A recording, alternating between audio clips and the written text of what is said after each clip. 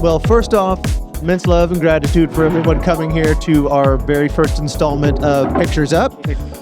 This is essentially what Tulsa Film Collective has been trying to do in their origins. It's growing and giving back to the community. And these lovely people that are next to me have been, this is now most of their, well, Charles Elmore and I have been in the trenches for too many years, but these lovely people, this is their fifth year. We call them ditches here, not trenches. Okay, copy that. I've been in the ditches. But this is their fifth year with us, giving back to the community, helping us grow, and I just love them all. But before we kick off, I want to thank all of our sponsors. First off, Tulsa Film Collective putting this on, the Tulsa Artist Fellowship, Citizens of Sound, Mr. Will Rutherford right here, Tulsa FMAC, Zaddy himself, Crazy Eagle Media, and then Tiffany Tavares, her matchmaking helped make all of this happen. So yes, thank you all for being here. So I'm going to introduce our panelists first here, and then we'll just kind of go into their origin stories first here. So we've got Mr. Mark Schwartzbard. He is our director of photography. I'm going to be speaking in nebulous terms here. Our show was originally called The Sensitive Kind, but it's going to be going through a name change that I cannot announce. So I'm just going to act like a dummy about that right now. So the show that we're filming right now, our director of photography, Mr. Mark Schwartzbard. Our A camera operator and Steadicam beast, Mr. Joe Hernandez, Charles Elmore, our B camera operator, and then just general Oklahoma filmmaker extraordinaire. Stop, you can move on. Keep going. Oh, no, I'm going to fluff you, Charles. All right, Mr. Chris Gogans, our first assistant camera, Genna Palermo, our second assistant camera, and Mr. Rex Kenney, our Dolly Grip, which is an interesting kind of nebulous area where, like, yes, you're camera, you're also grip, but we'll talk about that when we get there. All right, so, Mark, if you'd be so kind, kind of tell us your origin story in this world here, and we'll kick it off there. I was in high school into cameras. I started hanging out at the local public access TV station, eventually got a job there and learned to work video cameras there. Went to college upstate New York to an undergraduate film major program that was at an okay school, but a very technical film program. So I spent a lot of time at that point. It was on film, 16 millimeter film. My senior year of college, there was a little flyer on the bulletin board outside the equipment cage where someone was looking for a DP for a feature film to shoot in DC, which is where I was from, and I ripped off, it was like, you put the little tags, like a dog walker kind of sign. I ripped off the little phone number tab, called up and ended up getting that job, and that was shooting a very low budget feature film for the kind of self-funded, kind of rich kid making a movie in DC, and I brought some friends, and it was 5 of us in a station wagon. We made this movie, and then I thought I was a cinematographer. And after that movie ended, I moved to New York. But we had shot film and we had printed film dailies. We never made video transfer, so I didn't have anything I could show for it. So no one really cared. I moved to New York with a friend of mine. I tried to get any camera assisting job I could get. No one was interested in hiring me. I managed to get an internship at a documentary company that was making a feature, and ended up kind of making a deal with them that if I interned full-time for like 6 weeks, trying to do product placement, which meant cold calling major corporations asking for like free Coca-Cola for craft service, which no one gave us anything. But after 6 weeks of this, they gave me, I traded that for the opportunity to try and get a job on set in the department I wanted to be in, which was the camera department. It ended up all working out. I managed to get that. That job was for deferred pay. Didn't get paid for that movie either. But got along well with the DP and the AC. The DP was at the time a big kind of commercial guy, and after that, they started hiring me on when they were doing non-union commercials. And a year or two later, started bringing me into. They kind of coerced me to join the union so I could work with them on union commercials. Otherwise, at the time, I was kind of living in New York. Credit cards were really easy to get at this point. Like you could just apply. There was an era you could. We all knew that like Spike Lee had made his movies on credit cards, so. Everyone in my film school, we all just applied and kept getting these credit cards. And you could do this thing where the balance transfers were free for 6 months. And so basically we all could live on, we all had a stack of credit cards that we figured we'd use to make our movies. And instead we used to survive in New York for a couple of years, working on occasional commercials and ACing for $50 a day, $100 a day. Because everyone was trying to make their Spike Lee, their brothers McMullen. It was a kind of a big 90s indie film scene in New York. So I was kind of circling around that. Eventually got a job on a TV show as a film loader. Did a proper, 10-month season of real TV. The only one of those I ever did because it was 14, 16, 18-hour days every day, go until Saturday morning at sunrise every week. And it was 10 months of submarine duty. Basically, I never saw any friends.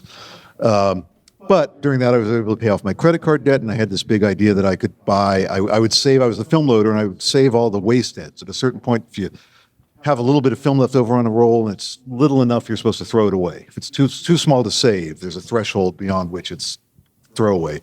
And I would keep all that stuff, and figured I could buy a film camera, buy a car. So I was in New York, and then after that job, I'd drive around the country shooting stock footage. That's how I'd build my reel.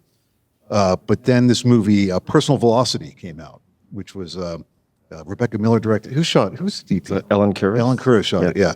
And they shot it on a video camera, the first little HD camera, mini DV. And it was at Sundance, and it looked good.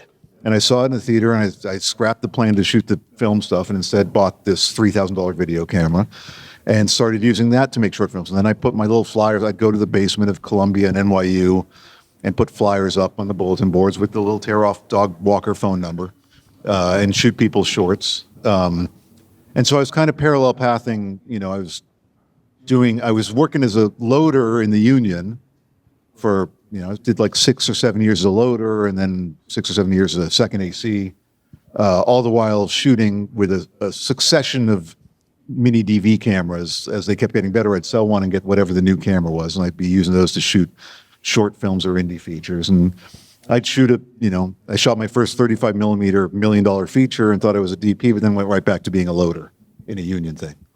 So I kind of did that for a bunch of years.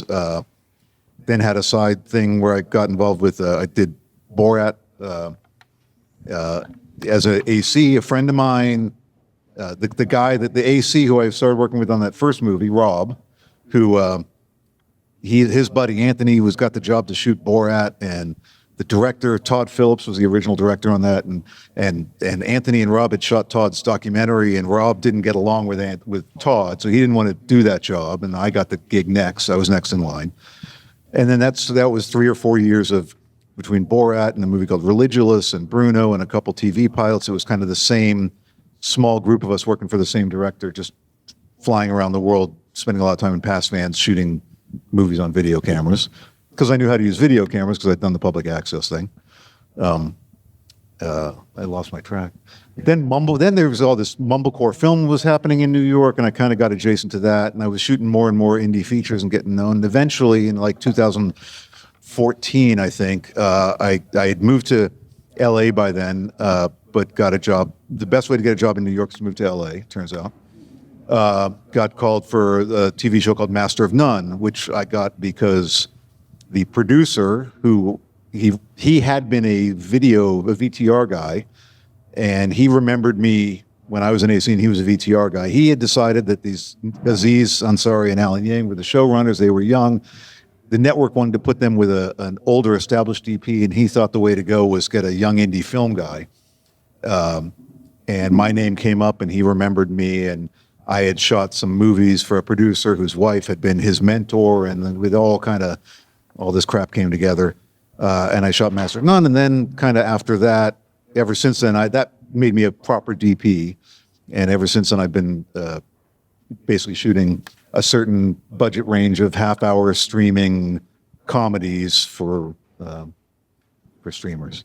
And I guess the reason I give that long version of that story is because I've done a few of these now, and when people are looking for something to follow from anyone's career story to apply to their own version, I find it's very difficult, because I feel like everything that happened in my career, every time I had a substantial evolution, it had to do with a specific time and place and era of, the mumblecore, or I kind of slid right into the beginning of peak TV, when all of us indie film guys in New York got sucked up and moved to LA and started making Netflix stuff. And other than just kind of having a bunch of not being an asshole and trying to be remembered well by people, just kind of following whatever technological trend was going on allowed me to make whatever progress I could. Is that the medium version? That's a great version. Thank you so much for that. And also, a housekeeping note here, treat this like a metal show. Please join us in the pit. We've got plenty of blocks. Yeah, there's Chaga's more bringing spaces here. down on the benches if anyone's standing wants to sit. And if you see a cube, you can sit on it too. It's not just for coffee. And I know the furniture lobby would want us to be trained to think that a cube is a coffee table, but All right, Joe. Will you kick us off with your story here? Hi, I'm Joe Hernandez, born and raised in LA. I'm probably one of the few people here. I didn't go to film school. I didn't even know film was a thing people did coming from LA. I wanted to be a philosophy major, and I was, and I got accepted to grad school at DePaul. And I wanted to take a year off before I went. So I hung out with my brother. He's in film lighting, so I was like, I'll just hang out with him and work. Seems pretty fun, and I fell in love. Called up grad school 3-4 months later. I was like, I'm not coming. I'm going to try this whole film thing out. So started working Craigslist jobs for 0 deferred pay. Maybe they'd feed us. Who knows? And I got involved in the grip department and started doing lighting with that. And lo and behold, I lived at this place called Valencia at the time in LA. And I was a personal trainer as a side business because you couldn't make any money actually working on film sets. I met this guy. His name was Les Tamita. He's one of the biggest key grips in Hollywood. He did all of Michael Bay's things, like Transformers, The Rock, the Godzilla movies. So I was like, hey, I'm into gripping. Can I shadow you? I don't even know. He's like, oh, why don't you come to set? Cool. All right, cool. It's Transformers 3. I'm like, what the heck is going on? There's blue screens everywhere. There's these things called techno cranes, which apparently I didn't know you could put cameras on things. And I was just like, oh, God, this is way too much. I was 22 at the time. Worked for about 4 months for free. Showing up every day, working, figuring out what an Apple box was. The next job after that, he liked me enough where he got me an internship in my local AD card as a grip in The Amazing Spider-Man, that's Andrew Garfield movie. So kind of did that and worked my way through the union. And then kind of started working my way up through the grip department. Eventually I did this job called True Detective, the first season. And we did this whole big Steadicam wonder thing. And I was like, what the hell is that? you know the one he's talking about. This The thing one is- from True Detective. This thing is crazy. Helicopters, lots of people. Oh, it was like we spent a week planning it. I was 26 years old. I remember. I'm like, geez, wow. And I knew, which is the great thing about this business, is there's something for everybody. In every personality, every walk of life, there's something for you in everything. It's fashion, whether it's set design, whether it's tinkering with the camera, whether it's the technical aspect of it, there's something for it for everyone. Or you can write it. You know, have your personality come to show through.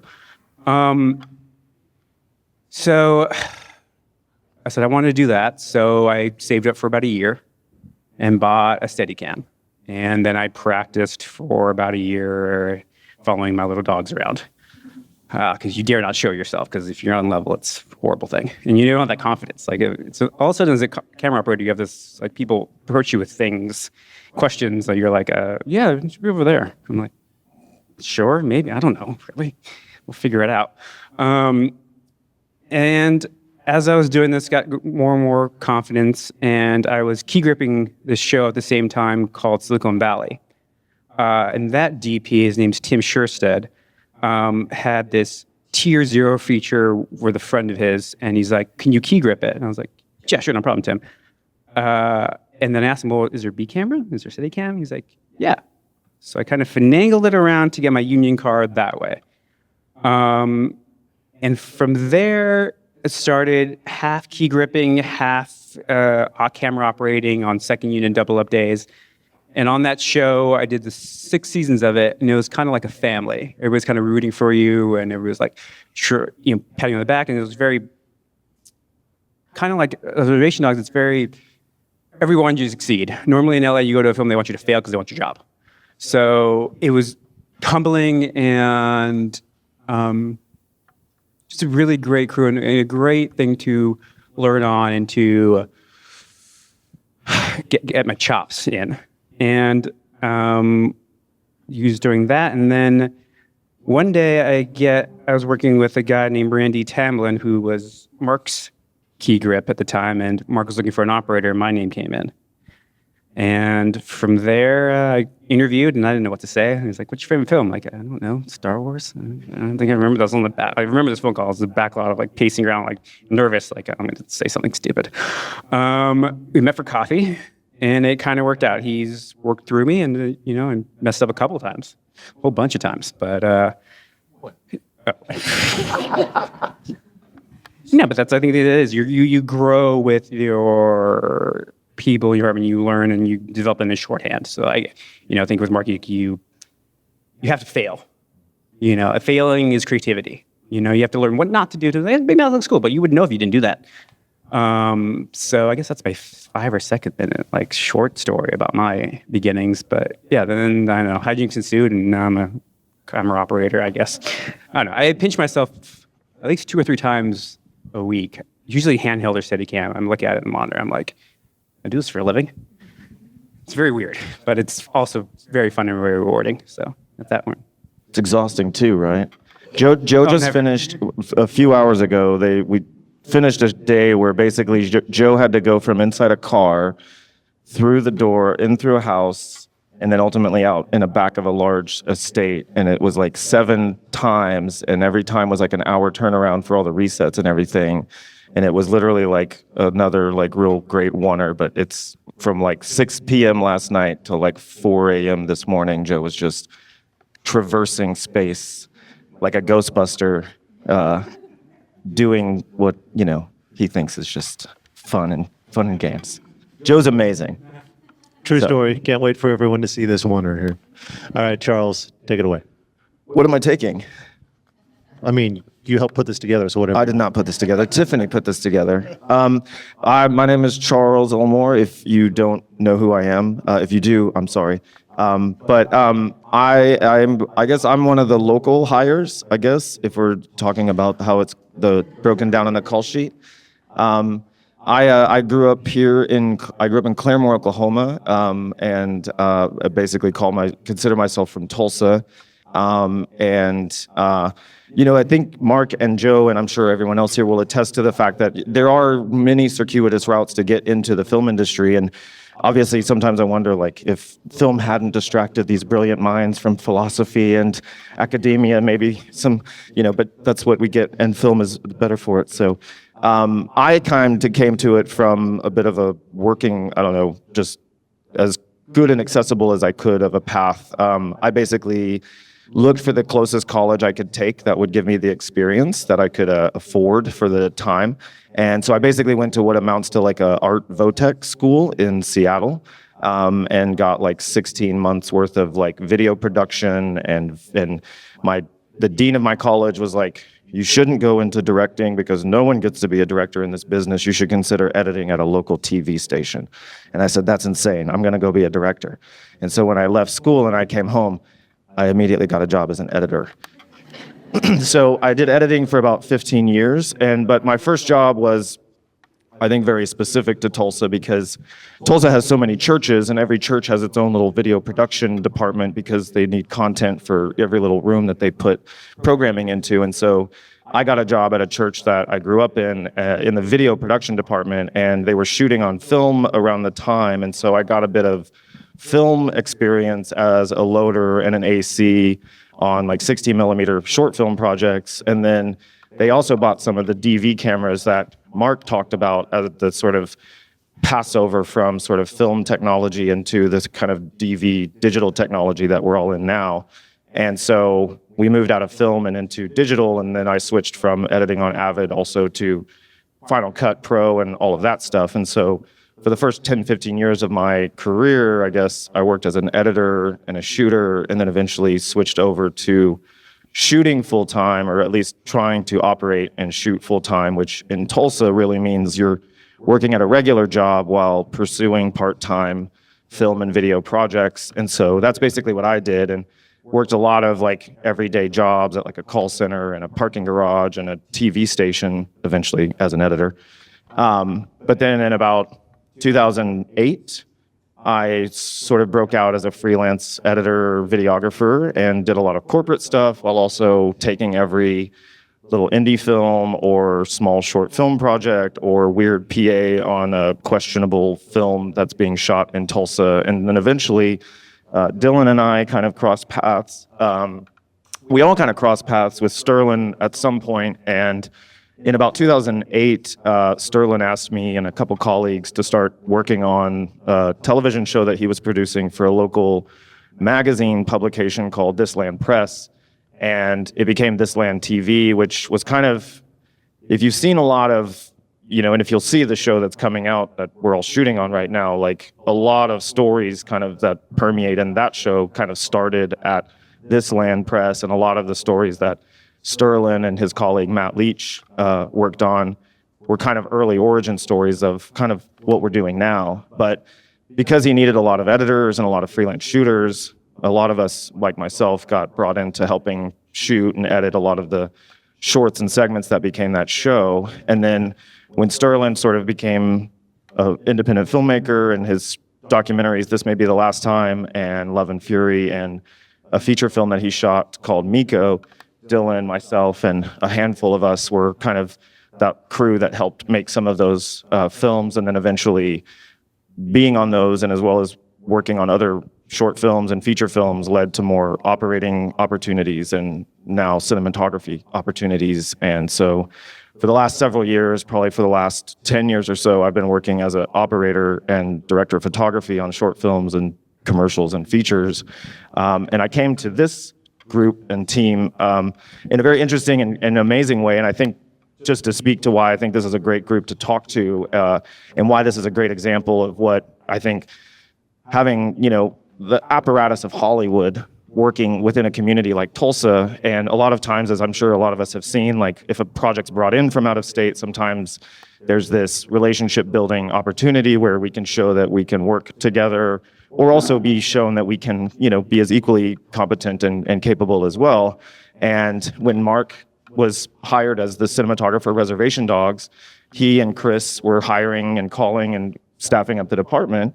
And I know because of the nature of the show and Sterling's relationship with a lot of people that he'd been working with and developing his career with, had hoped that some of those colleagues could work in other departments. And I had hoped to have an opportunity as well. And when Mark called, it was as an opportunity to work as a loader, which in the hierarchy of the camera department, it's sort of entry level is one way of describing it. It's a very great kind of get in the department, handle some great responsibilities. It's a huge responsibility, by the way. It's not just, entry level in any way. But basically, it's more for sort of early to sort of mid-level career kind of opportunities, not someone necessarily who's been established or working as an operator or cinematographer or any of that stuff. But Mark and Chris both called and said, we know you have a relationship with Sterling and you guys have worked together, and he'd love for as many of his colleagues and friends to work on his set as possible. And so while this isn't a position that you would hope to get or that you strove to have an opportunity for, and Mark said this, I can promise you that there will be opportunities that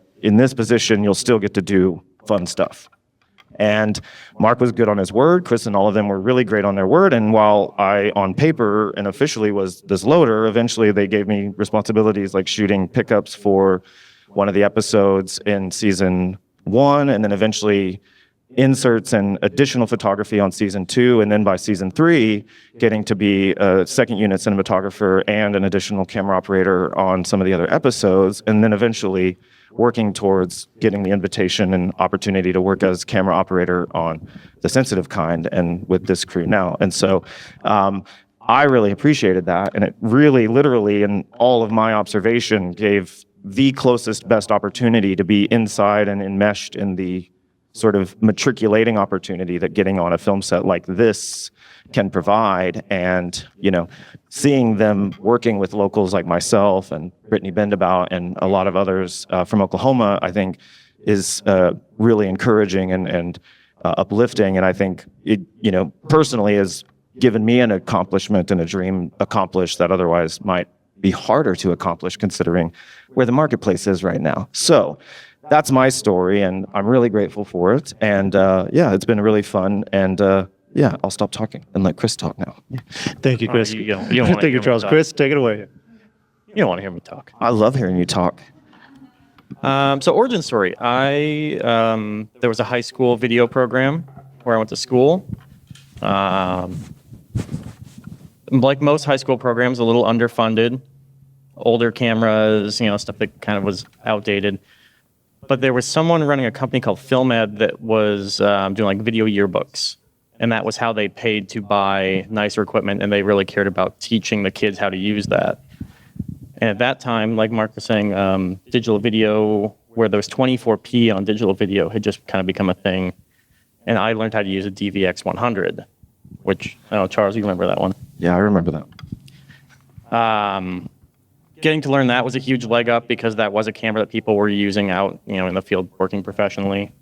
I took every Craigslist job I could find, which I would not recommend. This is before Facebook kind of had as many filmmaking groups as it was. I probably, as a 16-year-old, should not have been going to some of the places or responding to some of the ads on Craigslist that I was. I blame my high school teacher. She recommended me for a couple jobs, and I asked later, "Oh, how do you know this person? Is it from your church or something?" He said, "Oh, no, I knew him from Craigslist." He asked if there was anyone that was a camera person that could help him. But did that, went to community college. The Red cameras were just coming out around then, and the film chair at the community college saw the future of digital and wanting to get this into kids' hands because they could only afford to shoot so much film, but he could see that you could shoot however many movies you could write that semester with those cameras, and that they wouldn't just be, on a DVX 100 or a tiny sensor or handy cams and stuff. So being in Orange County, where Oakley was based, he got them to give us 2 cameras at the school. And so I got to learn that. And at the time, if you knew that camera, even if you were not qualified for the job you were being offered, it was, "Oh, you know the Red? Well, you're on a camera then. You're not a focus puller. You've never done it before. Well, but you're the first assistant because you know that camera." Because it had a whole bunch of technical issues too with that camera when it first came out. Huge number of technical issues. Mainly putting like ice bags on it, right? Yeah, a lot of ice packs. Send it in for repair. They wouldn't know how to repair. They just send you a new one. But so I got very lucky that was available to me, and I got to learn that. And so applying for those Craigslist jobs, I looked better than a lot of people because I knew that camera that at the time, big productions were just kind of starting to accept as a thing. So I got very little film experience with actual film. I had a little bit later, but I did community college for 3-4 years. I failed a few classes because I would get offered a job by someone who had done a Craigslist thing and said, "Hey, we can give you $200 if you come out today," which was a lot of money to me, and I was very excited about that. And I don't know if the check actually ever cleared, but I was very excited at the time. I think my grandparents died every semester, all 4 of them. Yes. So life's a journey. Life's a journey. Yeah, no, the professors were convinced every time. But so I did that. I worked through community college, and then kind of that tapered off, and I was getting more work than classes. Saw all my friends starting to graduate and decided I wanted to go back to school and actually get a degree. So I applied to Chapman University, went there for 2 years. I still did not get a degree. But I got to meet a lot of great people that way. Actually got to work with film a little bit.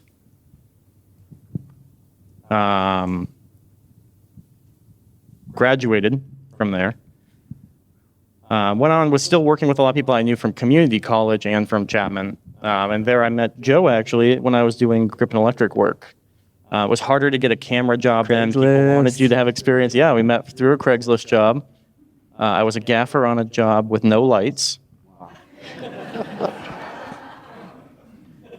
A buddy of mine said, I know how you know how to light. I want you to come out and gaff. And I went out and got there, and then I looked at the truck, and it was all just grip equipment, and said, there's nothing I can do with this. And he said, "Oh, just hang out then." But met Joe. We didn't work together for a long time after that, and I kind of just kept bouncing around between a lot of sketch jobs. YouTube was kind of finding its form then, and there were a lot of people that were doing like sketch shows and stuff just to put up on there for free, and those were a lot of, like Joe was saying, like deferred paid jobs or $50 a day, $100 a day. So I slogged it through the indie stuff for a while. Eventually did a reality show that never aired, and I got my union days through that. Got my union card, and then through friends I knew from Chapman, started getting hired on to shows like AP Bio. I did a couple seasons of. And then started working with Joe and Mark. And that's the origin story from there. It's just kind of, we've been working together for a couple of years now, a few years now. And A couple? I just sent you a photo like literally 2 days ago. 10 years, this guy. I know, I'm trying to abbreviate this part. July 2015, Kentucky. Wow. Yeah, so you know where the bodies are buried, basically. Okay.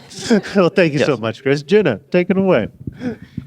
I went to film school, an undergraduate degree.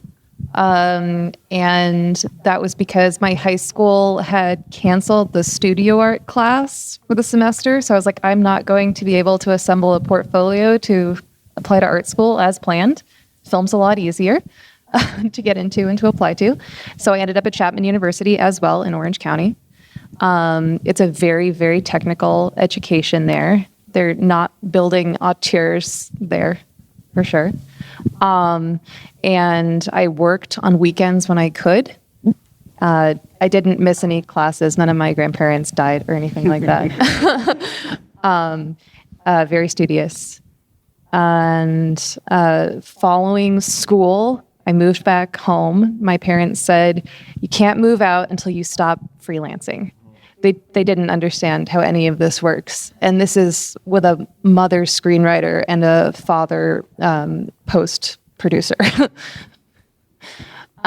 So I was doing features and finding Craigslist jobs, and that was not doing it. So I gave up and decided to apply for an in-house position, desk job at a now defunct YouTube channel called Machinima, where I was earning basically nothing, but I got to borrow the equipment sometimes with permission, and go do more Craigslist jobs on the weekends and go to networking events and stuff like that. From there, I transitioned to working in-house at a VFX company called Stargate, where I was shooting plate shots and other VFX establisher type things, traveling around the country, having an ASC DP get to take credit for all of my work, also making nothing. But again, at that job, I was getting to borrow equipment on the weekends and shooting little Craigslist things. Through some women in film events that I attended, I had met some people and expressed interest in like, hey, I'm doing this in-house thing right now, but like, I want to shoot, I want to be in the camera department, I want to be on set. And they were like, okay, sure. I'm doing a wrap in a couple days. You want to come by? So I went to the wrap and I cleaned equipment for 2 days. And from there, I joined them at a couple preps. Same thing. I would go and do anything they asked for free. A lot of cleaning, a lot of labeling with tape and arts and crafts and stuff. And I got a call from a DP I did not know, that female first assistant that I had met at that camera Women in Film event and been working for free for, had recommended me for my first union job. And so I left Stargate, where I'd been working in VFX, and was on Crazy Ex-Girlfriend for 2 seasons as a utility, which is the entry-level position in our department. And I got my union card in 2016. And from that job, I met people that I continued working with. It was a great department that promoted from within. I had opportunities to second assistant every now and then on double ups, and when we'd have 3 camera days. And the day players I met on that show hired me to go on other pilots and other shows. I loaded a little bit from there. And after working as a utility for about 3 years, I bumped up to second assisting. And now I'm here. Thank you so much, Jenna. All right, Rex, take it away. And then also, after your origin story, kind of tell the folks here just a little bit about like how you delve in the camera department, also grip department, and that kind of thing too. Hello, my name is Rex Kenney, and I am actually a Dolly Grip. So this is kind of a caveat for the Grip camera department. I work closely with Mark. He tells me what the shot that he wants, and it kind of comes up between me and my operator, Joe, to figure out how we're going to get the shot done. Are we going to do it on a camera dolly? Are we going to put it on sticks and an apparatus called a slider? Or do I have to build this huge dance floor, which is pretty much a whole bunch of wood and plastic to roll around this camera dolly? Because if you roll it on a horrible floor, it's going to shake everywhere. So that's kind of like why I'm here, is to talk about the things that I do and help get the shots that they need and accept it, and if it's good enough. I grew up in Sacramento, California. I've been a grip for about 18 years. I was originally an iron worker. My dad and my uncle both owned steel companies. So I was kind of traded back and forth for information between the two. Oh, what's he doing over there? What's he doing over there? And which each time I go back, I'm like, I want more money if you guys are going to keep doing this. So I kind of played my dad and my uncle for a while in the whole, iron worker game. And then I moved to San Francisco during the earthquakes and stuff like that. And so my dad's company, we were helping rebuild the Bay Bridge and providing steel and stuff like that for that. And I had no idea that I ever wanted to do anything with film. Like, I was just always a blue collar worker. I went to community college to get an engineering degree, and it was just like, school's not for me. It's just not my thing. But with my practical application in the construction world, having a mechanical aptitude on construction equipment, how things work, tools, it became a natural fit for me to become a grip, because pretty much we rig things to helicopters, to airplanes, to aerial lifts off the side of the buildings. So you kind of have to have a good mechanical aptitude on knowing how things work and math and stuff like that. And even though math isn't my strong suit, but over the years, it got better. I first started as an electrician for free off of Craigslist. And you see this pattern here, right? And this show was called Hillside Strangler. And I did this show, and I think I lasted like 3 weeks, and I'm like, I hate cable. Cable is the worst thing, where it's just, it's running through the gutters, through the worst cities of the parts of the city, who knows, cable could have been sitting in urine and poop, and here you are running your hands through it, cleaning up for everything at the end of the night. It's not the most gracious thing in the world. It's not a luxurious business. But on that show, the key grip noticed kind of my abilities, and I was a hard worker, and he's like, why don't you come be a grip?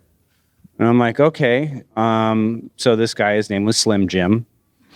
He was the key grip on this show, and mentored me for quite a few years. For about 10 years, I was with him. And then he ended up retiring, and I moved on, and I became a key grip. I was a key grip for a really long time, did a lot of very good, successful TV shows, a lot of MTV shows. And then I always felt pressure to keep hiring my friends and stuff like that on my shows, and it was just stressful trying to always find work for everybody, finding work for me and my family, and it was just a very cutthroat business at times. Somebody might have better gear than you, or might get a better price on things. It's a very political thing. So with that, I'm like, I don't want to have this pressure anymore. So I became a dolly grip. Which is even more stressful than a key grip. So I think I went backwards instead of forwards, but I just didn't have the pressure of trying to feed this family of all my friends all this time in this grip community. So I found that I had a really good eye for camera and for certain cinematic things. I've always loved film. I always loved movies. Worked at video stores when I was a teenager. And I think from there, it's just developed into a passion for creating a great shot whether with any camera platform, whether it be telescoping camera cranes, camera dollies.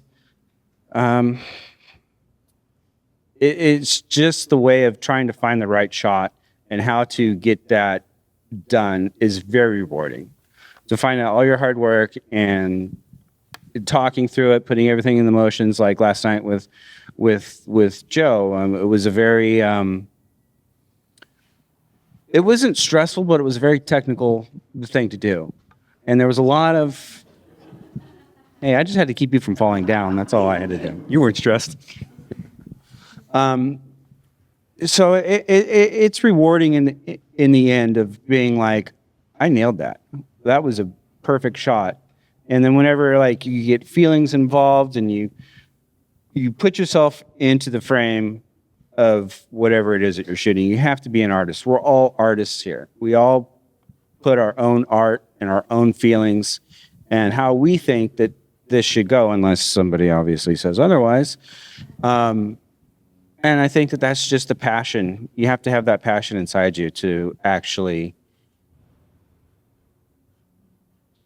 do a good job, and not just there to make money. Because if that's, I mean, I wish I would tell you to run away as far as you can, as fast as you can, but that's not it. Because once you get in, it pulls you in, and it's a love for the game for the most part. It's a love-hate relationship at times. I'm not going to lie. Like, you know, all these free jobs that you got to do. Maybe you're going to do something you don't want to do in that position, but you got to get your foot in the door. You got to start somewhere. And that's a lot of free meals, sleepless nights. Maybe you did a free job in the morning, but you got called to go do another one in the evening. So now you're up for 24 hours doing 2 shows. And this is very common practice for us to be doing just to get to where we're at today. I've been with Mark and this team for about 5 years now, and I couldn't be happier, to be honest with you. Thank you so much, Rex. You touched on something we'll get to here in just a little bit. As everyone can see, there's a lot of ways to get into the film industry, and strangely, a lot of them are not getting murdered on Craigslist, it seems like. Okay. So, Mark, this question kind of starts with you, and then if anyone else wants to chime in on this. So talk about coming into an up-and-coming market like Oklahoma, where our goal really is to empower the community, train them up, and raise our stature here. But what are your biggest challenges and surprises coming into a market like Oklahoma for not just one show, but 5 years worth of projects? 5 years, 4 years. 5 years? 2020 is when it Okay. started. Yeah. There was a gap. There was a There was a gap. I'm not sure how to answer. It's a hard question to answer. There's always a bit of tension around when I spent a lot of my career in New York and LA, and both of those cities, the only thing they have more than animus towards each other is a feeling of superiority over every other city in the country. So it was kind of ingrained in me, this idea that, there was only good crews in those places. And that's why I moved to those places, because I wanted to be part of something executed at a high level. So coming here the first time, that's the question, like, what is the Oklahoma? Who's around? And, honestly, the first year we made our hiring decisions, I think we didn't have perfect intelligence, right? Because I had to line things up before I even set foot on the ground, a lot of it. But of course, knowing that we're here largely because Sterling insists on doing it here, so who snuck in, and that Sterling has always been very much a part of this community, supporting this community, and that in large part the substance of the shows we've been doing is about this community and that tension between leaving and coming back, and the sense of what it's like being in not the big town, this tension of the otherness between the coasts and the center of the country, or Oklahoma, or whatever uniquely magic, weird Tulsa thing there is, which I'm still trying to understand. but it's been, I think, a long process for all of us expats to try and figure out, to get a sense of what's going on here. And in those years, we've come to really enjoy and love. I mean, Res Dogs was a magic, once in a lifetime unicorn of a show. It was like a really special feeling thing to be on set of. It really felt about community and about family, and we felt comfortable here, and hopefully we tried not to be too big assholes to everyone here. Not the case. Not every day. Bet there were moments. I've rambled. I don't know that I've answered the question the way you're meaning, but No, that is, you delve nicely into what I'm going to have Charles ping as someone here on the stage who can attest to the other crew members coming in from other markets. See how like other larger LA, New York crew coming in with Oklahoma, because we also have several people from Res Dogs and the Sensitive Kind here that have benefited from all these beautiful people as well. Well, and I think to piggyback off of what the question is and Mark sort of talking about, and I think the attitude and the spirit with which Mark brought the team and, the Reservation Dogs camera team to Oklahoma, and, just speaking candidly and speaking openly, like a lot of us who've worked or endeavored to work in the industry here in the sort of central flyover, whatever we want to describe this as, but whatever the developing economy and market that Oklahoma is participating in as far as a working market for film and television production as it relates to like big capital F film industry, like Hulu, movies, theatrical, all of that stuff. Like, there's all these tiers about like what you're working on, and this is a movie for, a church premiere, or this is a movie that's going to stream for 5 people at a whatever. But eventually, like, there is this kind of unaddressed sort of hierarchical like spheres that sometimes overlap. And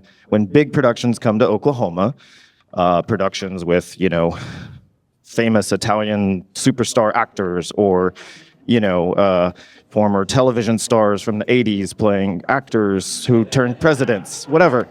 But eventually, when those folks come to Oklahoma to take advantage of both our resources, our local labor force, and as well as our 35 cents on the dollar, their attitude towards crew locally sometimes is not equitable or inclusive or even just respectful.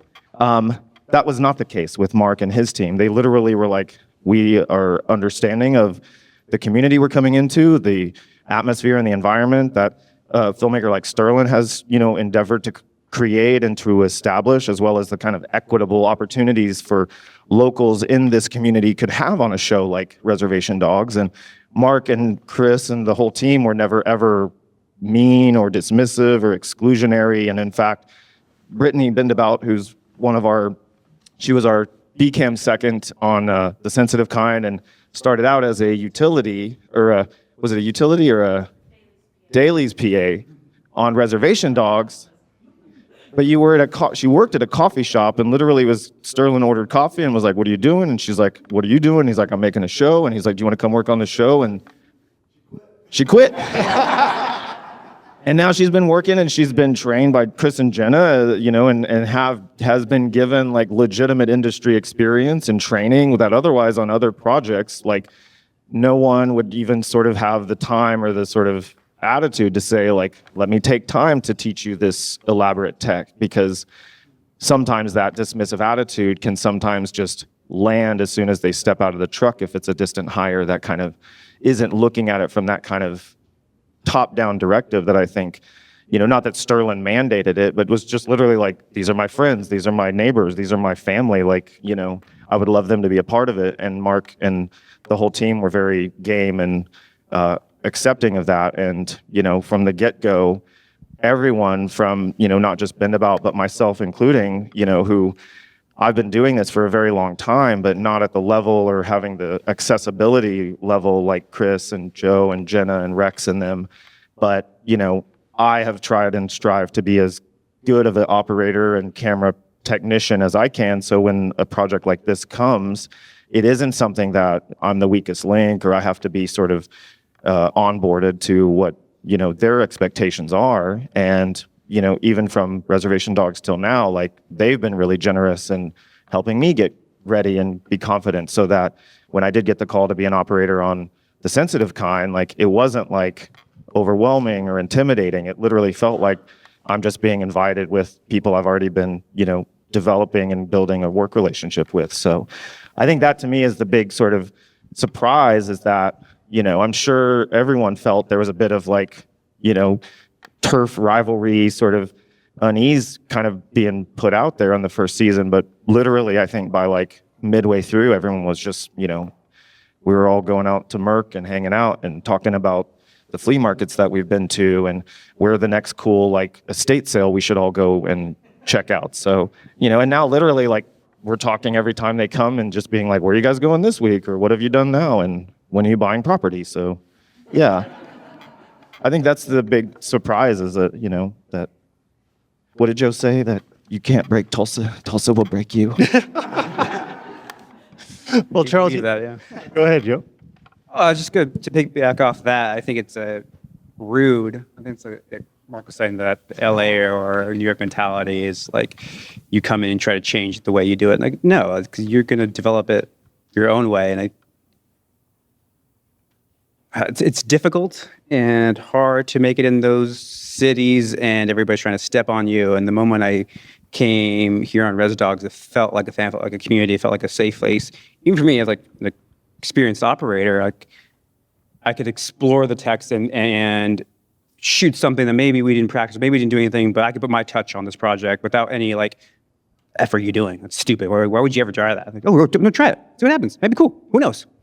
And that's like, that feeds my fuel as an operator. Like, oh, I get to put my stamp on the project, my own flavor. Like, when I watch the show, actually, I think I was just watching it this morning. The season 3, the last episode. I think Chris and I just set up on sticks with Zoom. It wasn't even planned. We just got a shot, and B camera's getting the main shot. Like, oh, just put sticks here, and we go, and then just on a Zoom and just playing the whole emotion of 3 seasons worth of like with these characters, with them, and then zooming out. I don't know if you guys seen it, and then he's just phasing, gets blurry at the end of it. And it's like, it was a beautiful moment that I don't think could have been created, I say back home, because there are rules. There are ways of doing things. It's not, so it's been, I echo it, it's been more rewarding for me to come here than, and that's why I try to, like, any loader, anybody who's coming, ask me about operating, ask me why I put the wheels, why I said why I did this. Like, I'm an open book. Ask me why I frame certain things a different way. And it's a beautiful thing you guys have here, and I'm humbled and welcome that you accept me for it. Thank you so much, Joe. Well, Rex touched on it a little bit earlier here. Yes, please clap.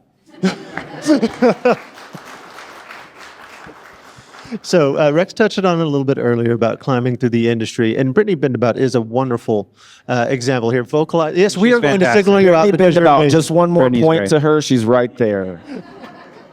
But she vocalized her wants, put in the hard work, and climbed the ladder, was a good person in the process. And that is one way how you climb through the world. But I was wondering if you could give some insights, down the line here. You can even pass if you so choose.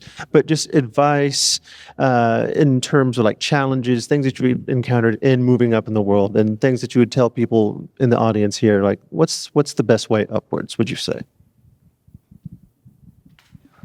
Well, for me, I thought that was a Rex question. Yeah, you can pass. Define Totally speed round. I'll pass. Who's Defer. I throw to Chris. I think the most important part is, like you were saying, vocalizing what you would like to do to people. That came out very poorly. Yes, producers are not mind readers. I am not a good public speaker, in case the introduction did not. What to do for people doesn't help much. I know. Vocalizing what you want to do in the industry to people that have the opportunity to make that happen for you is very important. I think almost everybody on the crew who is not from out of town, who is from here, at one point in time was like a dailies PA or working in some other capacity, and just came up to Jenna or I or Charles or Joe or Mark and vocalized that they wanted to be a part of the camera department. And that was the biggest part. You can learn how to do the job, but if you don't ask people for an opportunity, then you really are just on the sidelines. So Yeah, I'd say that. don't be afraid to ask. Yeah, don't be afraid to ask. Don't be afraid to ask. Ask as many questions as you can on set to anybody.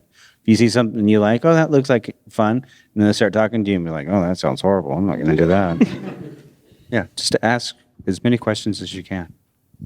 I do have something I want to throw in. Oh, Jenna, no, you were about to go. You were going to go. I bet it's better.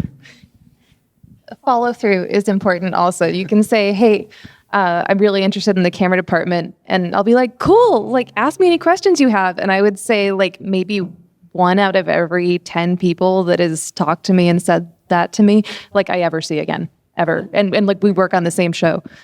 So follow through, come visit with me or any of us, or, you know, if maybe it's not camera, that's the department you're interested in working in. Oklahoma, this limited experience I have, it's a very, very friendly set and a very, very friendly crew. You should definitely be like chatting with people and getting those questions in. I wanted to throw in, I think, if you do have a chance to work on a film set, right, there's a lot of time, every department spends a lot of time waiting while some other department's doing something. And then people start chatting, people start hanging out, which is all great. But especially in the camera department, I feel when I was starting out as a second and I have a new loader working for me, you know, I'd say, hey, well, look, go do this. I need you to do this thing. Here's your task. And the ones that I kept hiring was the ones who would run off and do it and then come back and say, I finished that, what now? Not the ones who would do the thing and then wander over to the Apple Box or craft service or hang out. Like, so putting a ton of energy into being attentive and work, I guess there's a version of hard work in every other job, but that thing, oh, I did that task. What's the next task? I'm standing right here, you know, likewise, when I need something, I turn around and there's someone standing right over my shoulder, like waiting for it. Like that's the person that's gold that you keep calling back. They make themselves essential. What was the question again? It was basically talking about moving up through right, the right. industry. Do you have anything for that, Joe? It's like I didn't come up to the camera rigs at all. I was an operator, and that's it. Never pulled focus. I don't even know what loading is. What did I do? I watched the operators on set that I admired the most, and then I would talk to them like, well, why'd you frame that? Why'd you put their face there? Why'd you put this? Like, oh, because their English is facing this way, you should go that way. But always, if you want to move up, just look at the person who's in front of you. You can learn whether they're good habits or bad habits. Maybe people don't like them. You know, like, oh, why don't they? Oh, because of this reason. Like, you should always. You can always study on set, I guess, is what I'm getting at. You always look at how does they interact? How do you want to interact with those people? Does that job really vibe with you? Because you may, moving up may be the thing, like, or maybe not be. Like, moving up for me would be DPing, and I don't think I have a love for lighting like it was essential enough to be a DP. Maybe it'll change in the future, but right now I'm completely content in operating. I think people get lost in moving up. Like you could just, Chris loves focus pulling. Like, you don't have to always be like this yearning, this capitalistic vibe of always getting better. True. Or, moving up, up the ladder or whatever. You could just take homage in like what you do and love that. I don't know. I love that question. Yeah, I agree with that. I think, first of all, Joe's absolutely right. Like the whole idea of like moving up is a sort of ascendant kind of, you have to sort of complete a sort of trajectory kind of fallacy that doesn't necessarily like benefit or lead to success even in the industry. Like you need like a first AC who's like just a great first AC and not sort of on their sort of level journey to another plane. Which is good for a sort of, if you want a trajectory into the final seat or a sort of complete path of it. But literally like, Steve Mathis is a great gaffer. And he's probably been like, I just like telling DPs where to put lights and putting lights for them.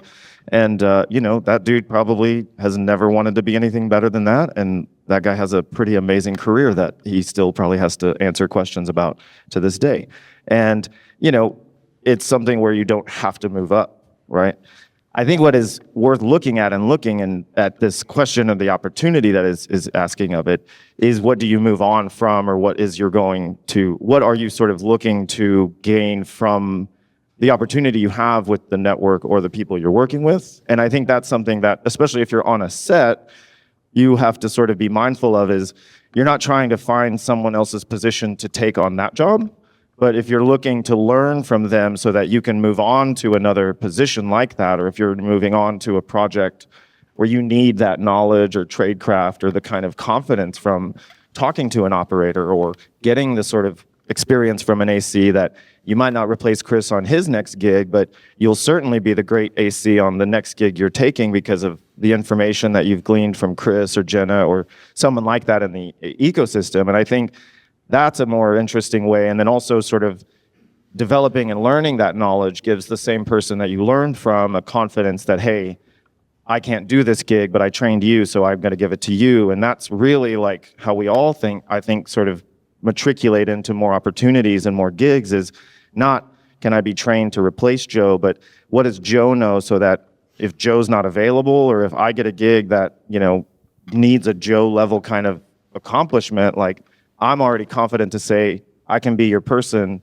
because of the community that I've been developed by or trained from or mentored by, not so much like how can I take your gig next time you're here. And I think that's what's been really great about this crew and what they're doing, is it's not sort of like, well, gosh, I'm training my replacement, I guess. It's really just, I'm developing more community participants that can work on projects when they're not here, or when, more development comes and, they're shooting season 3 or 4 of whatever this show is, and there's 5 more shows because Hollywood or whoever says, well, gosh, if Reservation Dogs and Sensitive Kind and Sterling's crew can do it, well, what else can we do in this community, and who else can we hire that's of this level? And to me, that I think is the better benefit of a sort of industry sort of tradecraft exchange like this, is that when more shows come, like when this whole, we need more Hollywood, we need to lift the rebate, we need more blah, blah, blah, it's not that these guys are going to get strapped thin because they're shooting 6 different movies. It's that we're all working on those because of this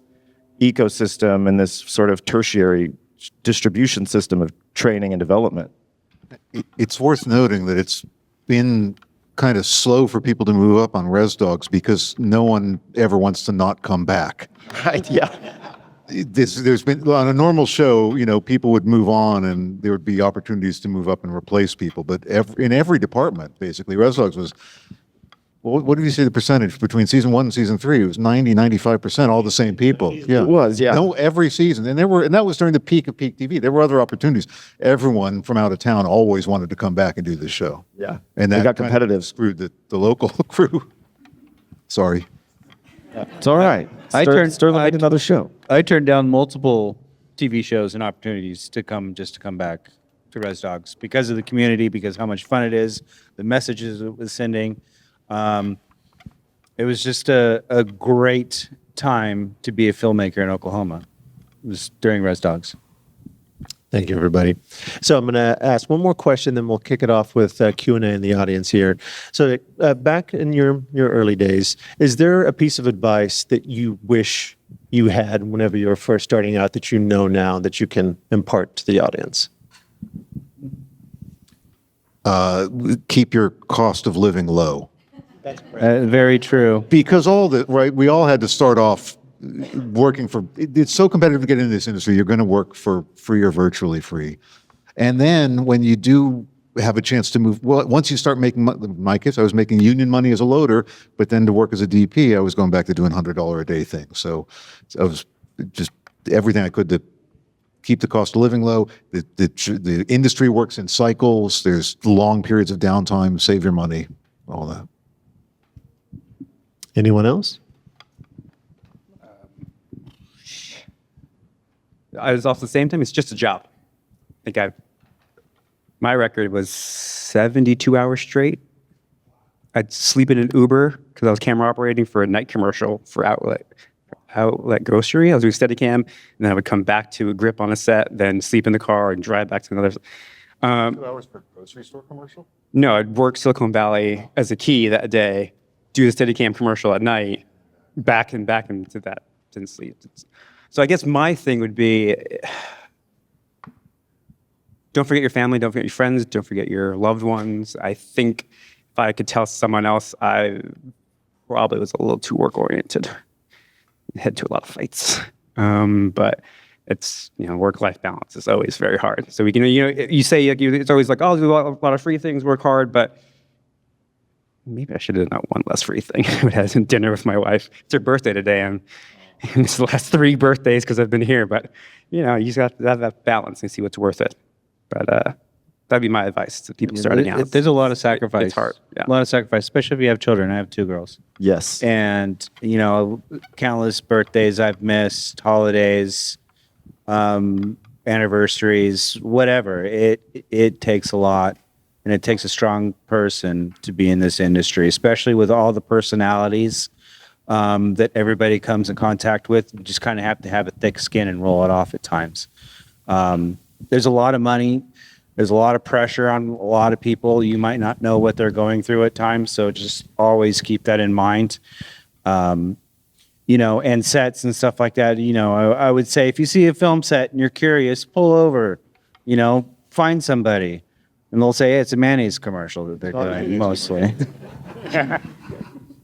So I mean, a lot of times, there's a lot of secrecy in filmmaking and TV shows because, it can be leaked and stuff like that. So it's hard to just pull up to a film set and say, hey, I want to be a grip or I want to do this. But, if you're lurking in the shadows and you see your opportunity, go talk to somebody.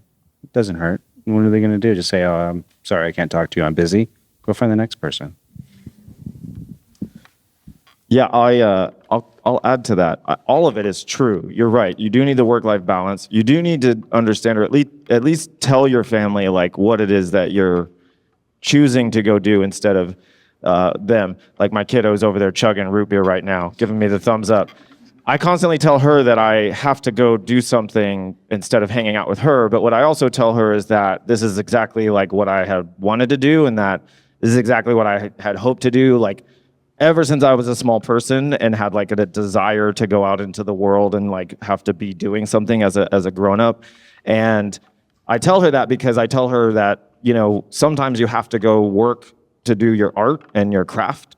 And that as long as you're getting to go do that, sure, sometimes you have to kind of say, I'm sorry, I can't do this. But if you're doing it and you love it and it's rewarding enough that you can kind of say, maybe we'll go on a little vacation because of it. Or, we get to have a certain lifestyle that I love to give to you because I get to do something that I love, and I'm not, putting a impermanent, ephemeral tchotchke in a box and shipping it off to, the capitalist apparatus. At least not yet. I mean, eventually this gets put in a box, although we don't get DVDs anymore, so not really. But nonetheless, yes, it's a job, but it's a job I really love to do. And I also say that, and I add to this that. And I tell this to anyone, especially if you want to make films or be a filmmaker or work in the filmmaking side of this medium. And this is a quote that I use a lot, that Levon Helm, who was the drummer for the band and a really great musician, but he has this quote that he said a lot, which was, music don't owe you a living. And I think filmmaking don't owe you a living, in that it's really not easy to make any sort of economic beneficiary lifestyle out of it, because you're either investing it right back into your craft by buying equipment or taking workshops or training, or you're essentially sort of taking too many free gigs to where eventually you get a paying gig that pays off all of the cost of living that the free gig didn't pay off. So eventually you're just kind of, if you're a below the line worker, or if you're sort of in a marketplace where it's not so saturated that you're working 4 to 7 months out of a year and you're making quote unquote $80,000 a year as a working professional in the film industry, then you just have to kind of accept the fact that you're doing it because it's really fun, and that you love the act of like communal creation, and that, like Rex and everyone else has already spoken of, like there's something just extremely intoxicating and rewarding when you like execute a great shot, or when you see a premiere of something you've worked on and like you thought it was garbage because maybe everyone was angry at each other whenever you shot it and you ran out of pizza and somebody quit. But then 8 months later, it premieres and everyone's like, that was amazing. Like, everyone did great. Like, you should consider yourself proud, if not rich, because no one is. But that's the sort of benefit of it all. And so I think, to answer the question, like, what I would give to anyone starting out, or even myself starting out, which is, everything you thought about it is right. Like, you have to sort of be modest. You have to live a sort of humility in that if you don't think you're going to be the best and get rich off of it and maximize your profits for whatever you're doing, then you just have to enjoy the act of doing it, regardless of whether you're getting paid or not. Now, with that, find whatever sort of level of lifestyle or cost of living or whatever that lets you feel like the doing fun part is still fun and not, abusive or taxing or exhausting. Then find that balance. And I think that's, the balance of it all is saying, I won't do a music video this weekend because I want to see my family, or I will shoot that short film for nothing because I believe in the story or the artist or the opportunity or the people that get to do work with it. And so, yes, I'll do that, or yes, I'll do that, or no, I won't. So that's kind of my total advice, at least word salad of it. Thank you, everybody. All right, now we're going to open it up to questions here. Just throw the hands up and we'll get to you as they come here. All right. Hand up first here. Grant. I'm kind of new to Tulsa and Oklahoma in general, and I was wondering if you could tell me how much opportunity do you see here locally to get into the industry? Do you want to answer, Dylan, or do you?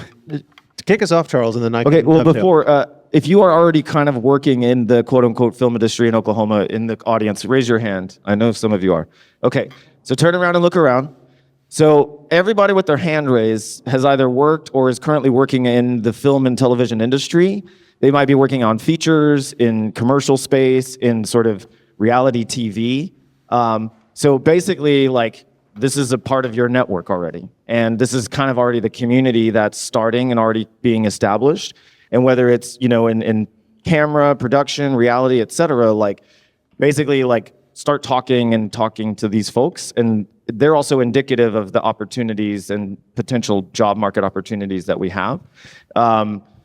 It's not all necessarily like the narrative space or the sort of elevated streaming content space. A lot of it can be corporate or reality or even, a version of narrative that's for private distribution purposes. But the marketplace is really strong and the opportunity is strong. I think where it's growing and the bigger opportunities, and especially where this space is in the sort of more narrative end production and the higher sort of big Hollywood apparatus level of production. And that's kind of, I think, where the industry and the legislators and the whatever are trying to push the growth in the industry towards. But there's still a lot of opportunities within this ecosystem that, all these departments are part of that same system. So I think there's a lot of opportunities, and I think, Dylan, you can kind of expand on that too as well. Yeah, absolutely. Charles hit most of the points here, but it isn't I just... think I rambled. No, that's what we were really good at, Charles. So, but there are so many different opportunities, as Charles said. It's just not TV. It's not just film. There is commercials. There's reality. There's, you name it. There's OETA, public television. There are just so many different ways in. And then sometimes, I talk about this a lot whenever we're like teaching people intro to film, you sometimes aren't going to necessarily start in the position you want. You might just have to get on the ground floor, use your voice, tell people what you're passionate about, then you can start moving forward into the area that you really want to. Because people aren't mind readers. They don't know what you're passionate about.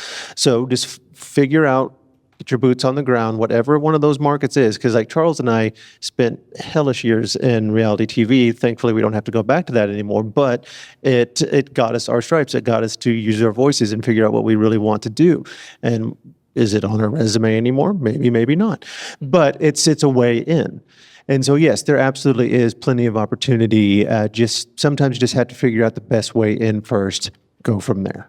And to add to that, as far as getting in and where, like, there are lots of organizations, Film Collective is one of them, who are doing the work and effort to try to bring more opportunities to organize and gather all of the sort of disparate parts and disparate pieces of the industry and the community. And so if you're new to Tulsa or if you're new to Oklahoma, like, look for some of these organizations or talk to some of the folks here and some of the, coffee networking events or even some of the, events that some of the smaller little micro pockets of the community do to get together. Like, what I have known in Oklahoma is that you throw a rock in any neighborhood in Oklahoma City or Tulsa, there's at least 12 people that are making their own little film, that are doing their own little thing. And sometimes they all overlap and they share crew members in different pieces, but you can certainly, like even in this room alone, find at least 5 different little groups of filmmakers who are out there making shorts on the weekend or needing extra help on their little features. And I think that's the bigger part of a show like Reservation Dogs, and its benefit is that it isn't about getting an opportunity on this set, it's about what the set and its opportunities create out from that, which is, I know for a fact on every season of Reservation Dogs that we were shooting, there was at least 5 to 10 little short films and projects being developed and created and bubbling up on the outside of that season. So there's gonna be lots of tertiary growth and development, and a lot of those folks are in this room right now, or are associated with a lot of those small little pockets of filmmaking groups. So you're literally like in the right space, and you just start being, like Mark said, asking, how can you help? Or what can you clean? Or how can you show up? And then that leads to more of that kind of immediate plugging into, instead of waiting for some brochure or flyer to say crew call or casting call. Yeah, that's another thing I was going to say is, be a background artist. You want to be on a set, be background. Reach out to your local casting agency or whatever. Take a look around, see how much work is involved. You're going to be there 12 hours, freezing your butt off, eating cold pizza, but you're going to see what it takes and what maybe, oh, that looks cool. What position is that? Oh, that's craft service. What is that? Oh, well, they just make sure we're fed. There's all kinds of different crafts and artists in our industry. So you just have to tap into it and find out what you want to do. I mean, even background artists, they don't get paid a whole lot, I don't think, but it's a good way to get your feet in the door, see what happens, and make a little money in the same time. Yeah, network in the process. Proximity is half the battle. You're already in a really good room full of people. You should talk to each other.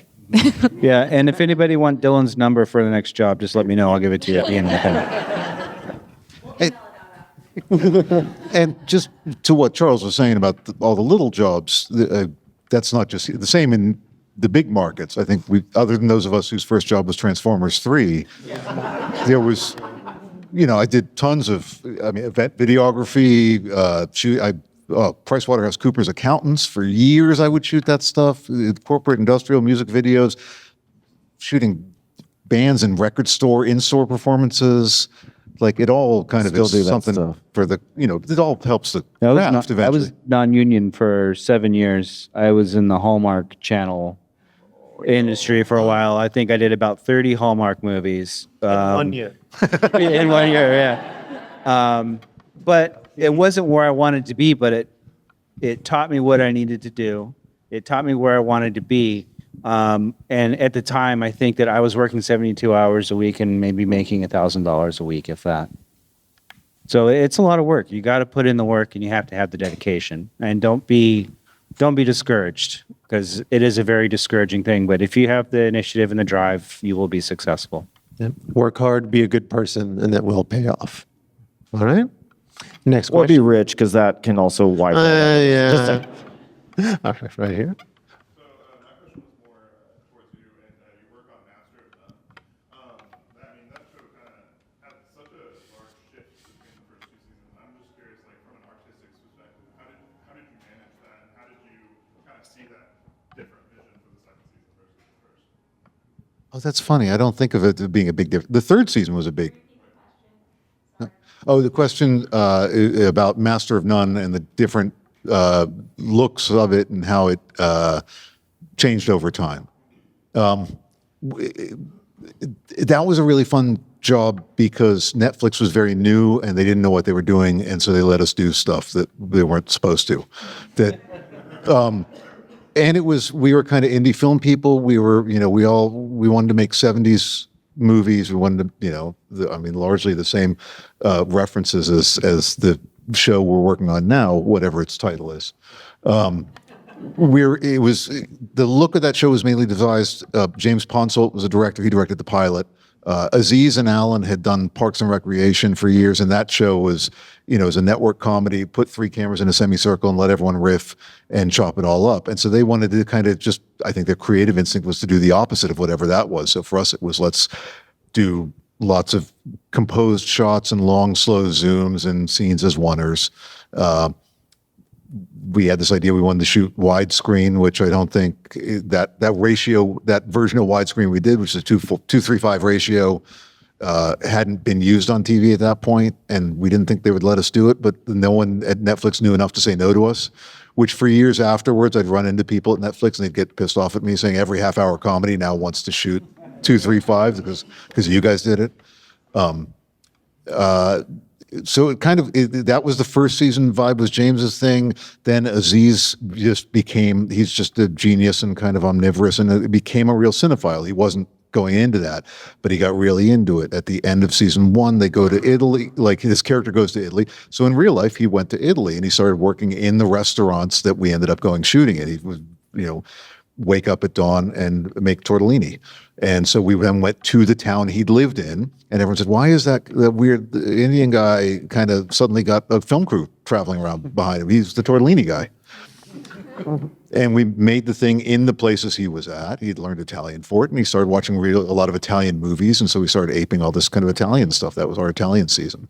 And then season 3 that I did not shoot became a whole nother thing. He was, there's a long break in between, and he had gotten really, he'd gotten really into slow cinema, and kind of the theory was everything was so cutty, maybe people would want to see the opposite.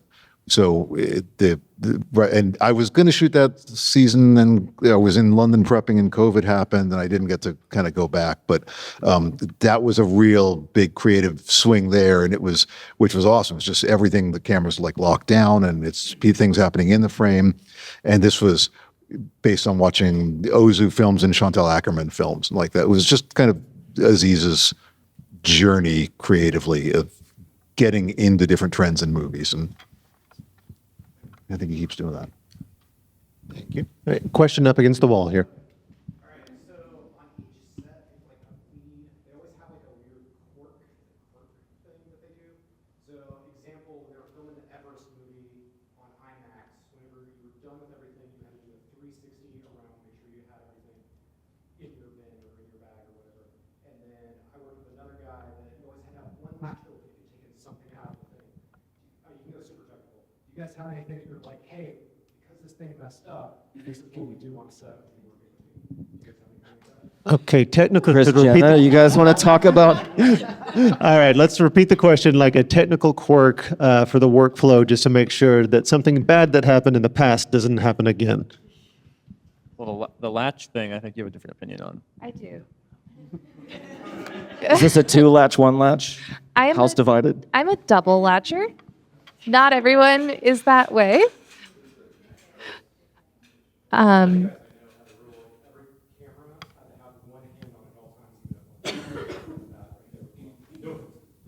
Those are called post-traumatic stress behaviors. He was traumatized. Oh, but the reason like any case that is closed, you must double latch. And the reason is because, even though, I went by and single latched it, the next person may come by and be like, oh, I'm ready to move that case and not check. So I'm paranoid and thus a double latcher. I think I just bring too many backups of everything because one time I didn't have an eyepiece cable and was very embarrassed. And so now backups of backups of backups, I guess. You need one, you need two. Yep. 2 is 1, 1 is none. No, I don't have anything in particular in mind. I think you just kind of ingrain all those mistakes into your workflow, and it just becomes normal to do that without really thinking about like, oh, I remember why I did that in particular. Yeah, my one piece of advice that I would have given earlier was you will find a new way to screw up every single day. I know because I do, and you just have to learn from that. I think you can just say it's a job that you continue learning in every day. Not that you screw up, find a new way, but we all still learn. There's new technology every day, or you'll see the way someone else would do something on set and kind of adopt that as your own. I did work on a set once where a DP freaked out because an actor was wearing an off-white outfit, and then he freaked out and was screaming about why you don't wear white on a show that's being shot on sort of HD. And so I guess I learned that you just don't wear white, and that was his thing, because he berated everyone, like everyone. and like threw a big conniption fit, and like people had to leave the set because he was just screaming about, you don't wear white.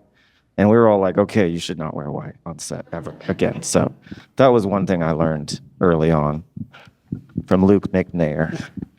On that show, they also didn't feed the PAs, and a PA ate a sandwich on set and got yelled at, and then they worked in the office ever since. Yeah. All right. Next question.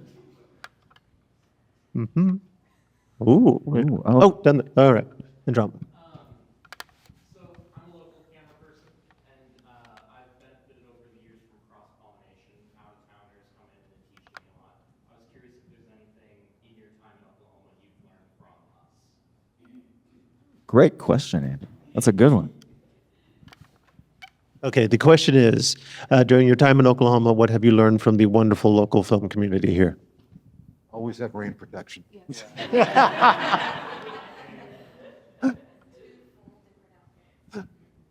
Yeah, the two full different outfits. Always have a weather bag with you because the sky will open up at any moment. Used to California where there's rain 3 days a year and we are not prepared for it those days. But yeah, definitely being ready for any weather condition is something we've learned. And that's a real thing. That's where that's LA's real weak point. Is traditionally LA crews are not prepared for weather because they don't know what it is. I was told that that is the best investment that you can make in yourself in your career is a good weather bag with a change of clothes, rain gear, toothbrush in case you're too tired to drive home and you stay in a motel. Yeah. Deodorant. Yeah, debatable. You got hair and makeup for that. All right, thank you, everybody. Next question. Here, we'll get to you next. Yes, please. Coming into the industry here and be more information on what you said about the network that we have here, you can't even work with. And that, what is the what area would you like to see the most input coming for like the next shows, like PAs or grips, or what's the most in demand that you need on set? Oh, I'll go ahead and field this one. So most in-demand departments, basically everything. We've worked for years to get sort of to the ground level right now where we're able to sustain television production now. And that's going to be one of our greatest things of growth in the state. But everything, like entry-level, PAs, set deck, camera, greens, costumes, you name it, we get requests for them constantly. And then as we continue to grow, we have to show that we can support multiple shows as well. And the more people that we have, the more shows that we can support. So there is no wrong answer in terms of just like find the department you're passionate about and go there because there will still be work for you. So don't feel like you have to go do a department that you're not passionate about just to try to get a job. So follow your heart. And I'll just add to that and expand a little bit. I think the answer is that as far as like what Oklahoma can do and needs, both in a market like Tulsa, Oklahoma City, the market period, is just all the departments need and can benefit from more growth, more crew development, more access for people who want to be on those. And so, I think as an extension, a part of this sort of speaking program that the Film Collective is putting on, and that Tiffany Taveras, who is our script supervisor on Reservation Dogs in the show, who helped us organize and created a lot of the kind of departmental sort of overview of what we're doing with this speaking engagement, the Pictures Up speaking series, is to have as many of those departments talking and speaking about what their department does on set, what their role is in the ecosystem of a film production, and also how they can benefit by teaching and developing local crew and local resources so that when more things do come, like it isn't all these parenthetical D for distant hire people, it's a lot of the same locals that are being trained or developed. And so every department on a film set, like if you get a call sheet if you work on a film set, and it's got everything from the car you're riding into set to the car the actor sits in on a movie, including the hair and makeup that they're putting on and the grass that they drove on and how it needed to be trimmed because Joe needed to put a camera somewhere and there was a tree there, so they needed someone to cut it down. Respectfully and politely, of course. Sure. Yeah, Joe doesn't cut it down. Joe loves trees, but Joe asks the greens fella to come in, and the greens fella comes in and says, "You need this tree moved," and he snips it off and moves it aside. But literally everything you see in a show or a movie, like had a human participating in putting it there, whether it's, he drinks coffee and, someone had to hand him a coffee cup, right, Neosha?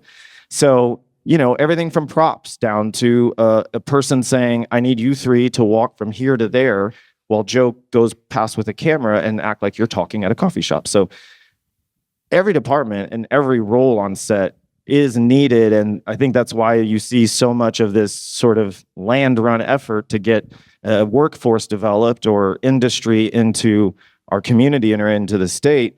But conversely, it's why we at the Film Collective and several other organizations are wanting to give like firsthand account interaction and sort of tradecraft opportunity with the working professionals of this industry and who are coming to this state to work on this film development in this film industry, to have experience and to learn and to know like Greens needs more people to cut down trees, or transportation needs more drivers because, what if Twisters 2 comes again? Twisted Sisters. Two Twisters have to compete. And Glenn Powell realizes that in order for the Twisters to stop, he has to fall in love because the girl realized that her sister died, but it was a Twister. So she has to stop her. It's like De Palma's Sisters, but it's Twister's sister. Anyways, that's my pitch for Twister sequel. But this is the kind of cold calculus that happened like when I'm in LA and I get a call about a job in a smaller market. I'm counting Oklahoma as a smaller market. The conversation is how many crews are there in the state, right, or in the city? How many productions can it sustain? And that is a decision that's going to be. You're going to look at IMDb's basically, and it's not necessarily because the conversation happening among people in LA or in New York or wherever, it's not a good appraisal of whether there's people who could do the job. It's an appraisal of have they done the job at the scale you've seen, right? So my understanding is Oklahoma there's two, you could sustain two big productions, right? We can do a Res Dogs and a Killers of the Flower Moon at the same time, even though they brought in most of Killers of the Flower Moon crew. And so when you're looking like how many grips are there and how many of them, again, it's have they done a Killers of the Flower Moon before? Because I imagine if they looked at Killers of the Flower Moon, they'd look at us from Res Dogs and say, "Oh no, we're not qualified for that level of production because you haven't had. If you did Twisters, maybe you could do Killers of the Flower, or vice versa, right?" So it's correct. Yeah, building up those numbers, and it's not merit based. It's just resume. It's stupid resume stuff. Correct. All right. Well, I'm back here to close this out here in just a second, but I got a question from the home office here. So, Mark, tell us about how you see the look of Reservation Dogs and what went into shaping the look throughout the seasons. Christian Springer, the genius Christian Springer, shot the pilot. Christian shot Atlanta, and I'm a huge fan of his. He shot the pilot. The look, he basically set the look. I spent 3 years doing my best Christian imitation. The brilliant thing of the look that he set is there was a certain naturalism, a distance to it. He would create interesting compositions that didn't require very complex lighting things. We were working the first season of Res Dogs. It was what, 3 days, 3.5 days an episode. It was 4 shoot days per episode, and then third season we got 5 shoot days. 5. No, I thought 4. Okay. It was big and mash depending on what the episode was. We were shooting 10-hour days. We had 4 days an episode. We had to move very quickly. We had a very young, inexperienced cast. And we just wanted to, and there was no stage work, which in a lot of cities you can be more efficient on stage, right? But we were, 1 day. There's no stages. We were company moving every day. It was a logistically complicated thing. So the trick was to just be as fast and nimble as possible, which basically meant kicking all these guys' asses because they were hauling stuff through the woods or wherever. In the middle of tornado season too. That whole job was just about hustling camera.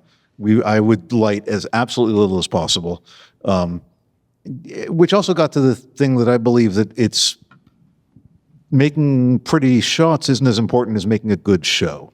It's easy to do high quality work, and when you're making a show or a movie, the vast amount of time is spent on camera and lighting stuff, on the technical stuff. And every minute I think we take away from the time I'm lighting, everything I compromise on in the lighting is another minute for the director and the actors to get more takes, or to just be more relaxed or to have a better vibe. And so we try to keep it very, very simple, still make interesting compositions, always be on longer lenses so we could be a little farther away and have this, the actors have some freedom and the operators, we could run multiple cameras. But just trying to keep it very light and nimble and allow the directors and the actors their freedom, I guess. Who was who asked that question? That came from our matchmaker, Tiffany Tavares.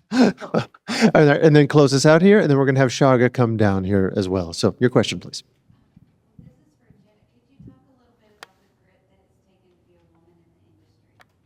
So the grit that it's taken to be a woman in the industry.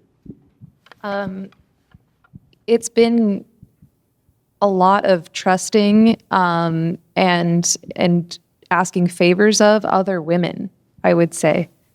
Women are the reason I got into the union.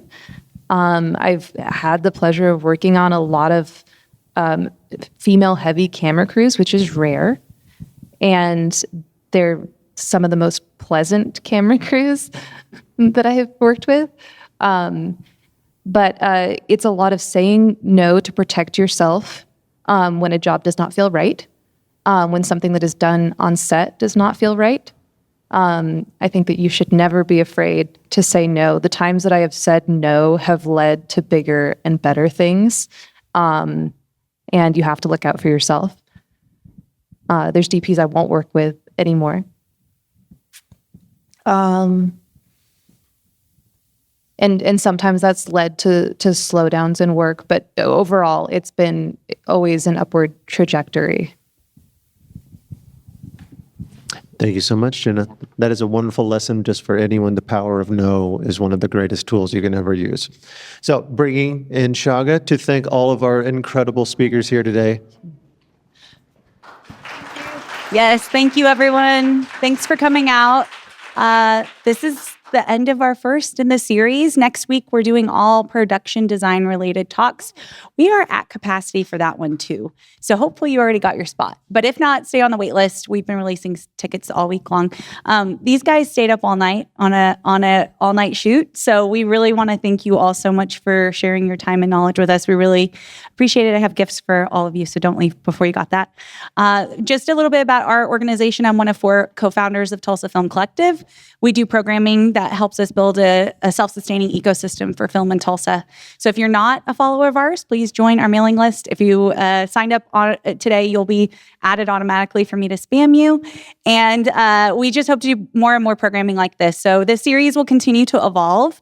So as you think of topics that hopefully we have a crew member willing to come talk about, this space is ours to use over the course of the production. So we're excited to keep adding more courses as Tiffany's brilliant brain comes up with them.